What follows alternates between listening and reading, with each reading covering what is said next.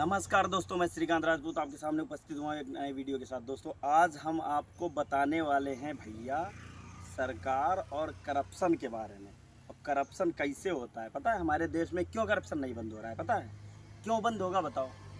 जिनको हमारे यहाँ देश में सैलरी मिलती है, जो सरकारी नौकर हैं, प्रशासन है, इनको जब 50, 60, 70 हज़ार तक इनको सैलरी मिलती है। मान लो अगर जो स्टार्टिंग हुआ है, कोई कर्मचारी लगा है तो 30, 35 हज़ार से स्टार्ट होती है नौकरी। और दोस्तों, उन लोगों को देख लो, उनका 30, 35 हज़ार से खर्च नहीं चलता। जहाँ जिसको मिलता है भ्रष्टाचार करने को, वो लिप्त रहता है भ्रष्टाचार में। दोस्तों, घूस लेना हो चाहे रिश्वत लेनी हो, कुछ भी इन लोगों को करना है, इनको करना ही करना है, चाहे जितने इनके बच्चे खराब हो जाए। भाई, ये लोग कभी बंद नहीं कर सकते हैं, चाहे वो नेता हो, चाहे वो कोई सा भी व्यक्ति हो।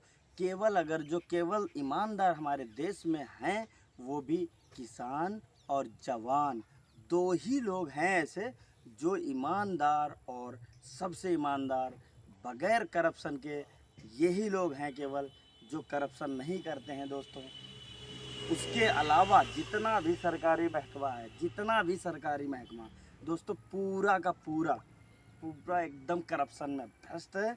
और भैया, भ्रष्टाचार हमारे देश का बंद नहीं हो रहा, इसीलिए आम इंसान परेशान है। और दोस्तों, हमारे यहाँ कभी कभी किसान खुश नहीं रह सकता है, क्योंकि ऐसे दलाल हैं, ऐसे दलाल लोग हैं जिनको सैलरी मिलती है, जिसका हमारे टैक्स से जिसको पैसा जाता है, वो लोग जब सही नहीं रहेंगे तो हमारे देश में करप्शन कैसे बंद होगा?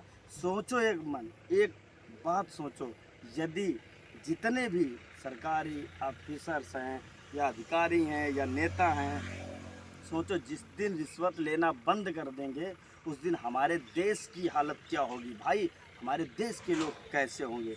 भैया, हमारे देश की हालत एकदम सबसे अच्छी होगी, और हमारे देश के जो लोग हैं एकदम बहुत अच्छे खुशहाल जीवन व्यतीत करते होंगे। दोस्तों, लेकिन ये इनको नागवार गुजरता है। जितने भी रिश्वत लेते हैं, इनके बच्चों का देख लो कैसा भविष्य रहता है। ना तो ढंग से पढ़ाई करते हैं उनके बच्चे, ना कुछ करते हैं। भाई, रिश्वत का तो मज़ा ले लो, एक हाथ से लेते हो, दूसरे हाथ से दे देते हो। भाई, भगवान नहीं तो कोई ना कोई परेशानी डाल देगा, नहीं तो तुम्हें बीमार कर देगा, या तुम्हारे घर में किसी भी सदस्य को बीमार कर देगा। दोस्तों, इतना रिश्वत ना लो भैया, ये पैसे से होने वाला नहीं कुछ है। सरकारी महकमा भाई इतना करप्ट हो गया है, कहीं भी चांस मिलता है पैसे लेने से बाज नहीं आता है।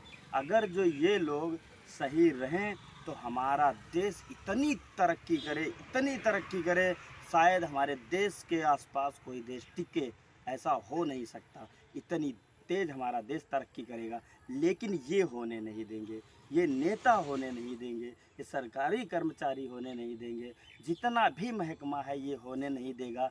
तभी देख रहे हो इनके बच्चों पे क्या फ़र्क पड़ता है। मान लो आपने 1 लाख रुपए का रिश्वत ले लिया, वो अपने बच्चों पर लगा दिया।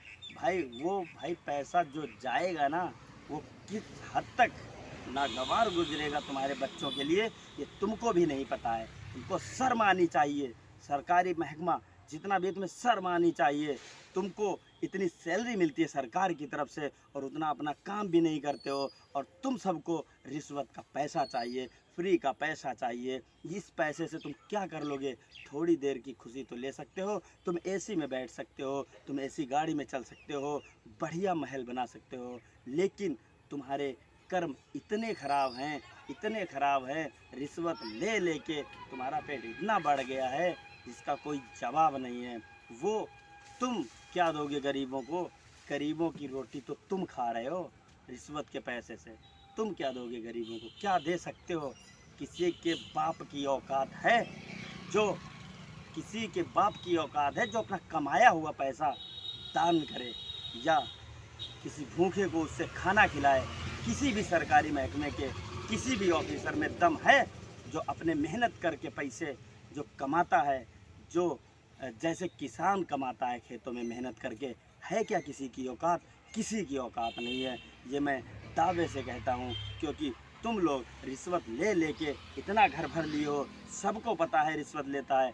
एक जब विधायक बनता है कोई व्यक्ति, तो उसके पास अगर जो 2-4-10 करोड़ की प्रॉपर्टी होती है तो देखते ही देखते उसके 100-200 करोड़ की प्रॉपर्टी हो जाती है। कोई अधिकारी बनता है, कोई यूपीएससी एग्ज़ाम क्रैक करता है, कोई गरीब घर से होता है, उसको सैलरी महज 1 लाख से 1.25 लाख मिलती है, 1.5 लाख तक मिलती है। लेकिन दोस्तों, वो देखते ही देखते 1-2 साल में कई करोड़ रुपए कमा लेता है, 50 करोड़ रुपए का मालिक हो जाता है।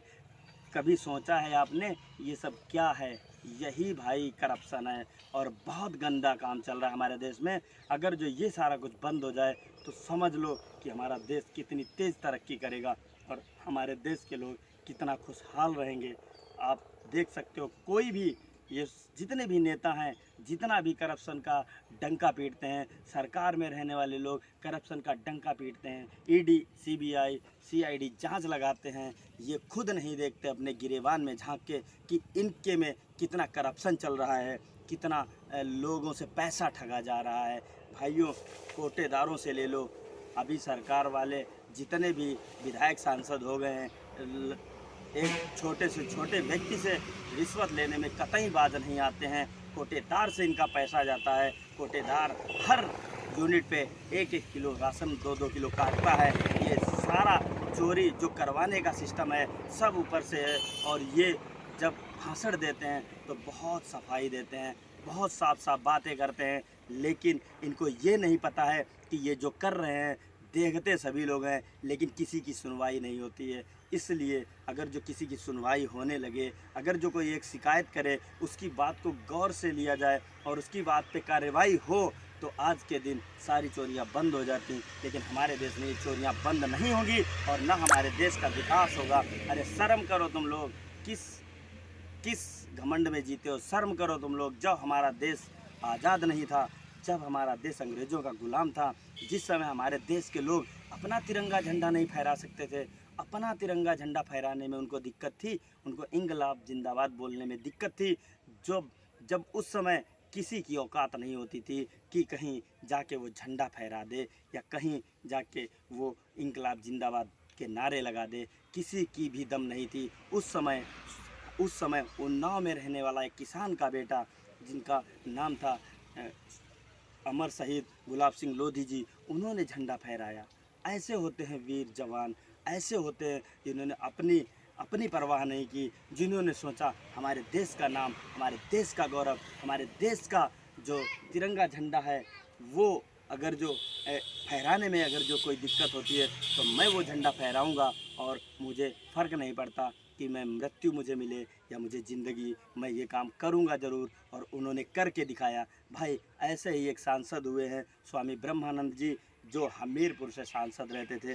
दोस्तों, उन्होंने अपने सैलरी से एक पैसे को जिन्होंने नहीं छुआ, जिन्होंने पैसे तक को नहीं लिया, अपनी सैलरी तक दान कर दी शिक्षा के लिए, ऐसे महापुरुषों को पूजा जाता है, ना कि ऐसे गंदे करप्ट अधिकारी और गंदे करप्ट नेताओं को पूजिएगा कोई। इनको इनके कर्मों से जाना जाता है।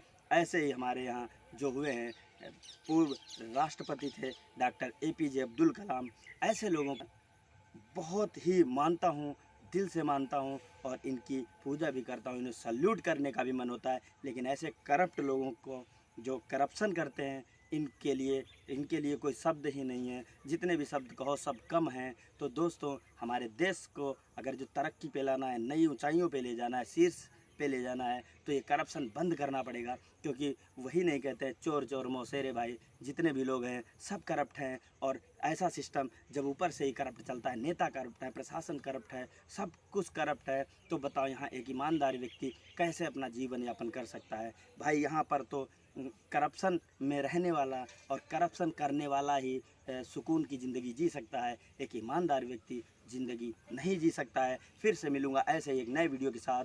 जय हिंद।